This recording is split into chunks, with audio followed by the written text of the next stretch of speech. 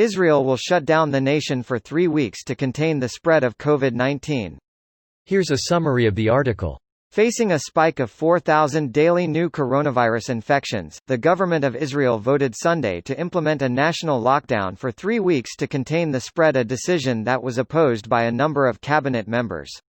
The lockdown will begin on Friday and include the Jewish New Year. Israel is reported to be the first country to impose such a measure on a national level.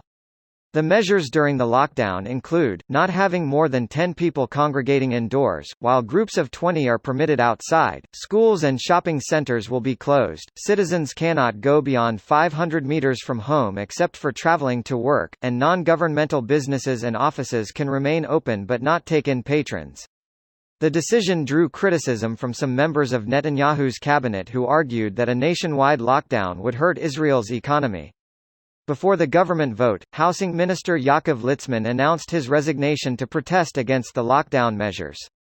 According to Johns Hopkins University's tracker, as of Sunday afternoon, Israel has approximately 154,000 confirmed coronavirus cases, including more than 1,108 deaths.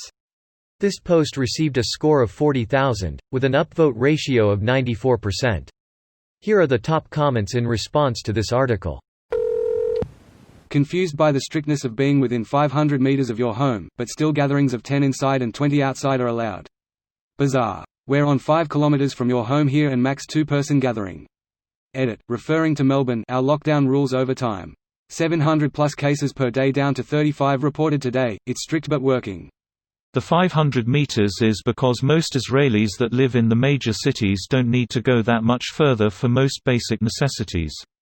I'm pretty sure the distance limit isn't there for grocery shopping, doctor's appointments. The 10-person limit inside is to appease the ultra-Orthodox religious parties that make up the coalition government. In Judaism, you need 10 men in a group, above the age of 13, to be able to say certain prayers 3 times a day, and to read from the Torah 3 times a week. How did Israel's first lockdown go? Second time is the charm? Fine, actually, until they decided to send everyone back to school in mid-May. Didn't really stagger it. Couple that with no nationwide mask requirement at the same time, and you can see the recipe for disaster. Sounds familiar. Minus the whole fine thing. It really was fine during April and into the beginning of May.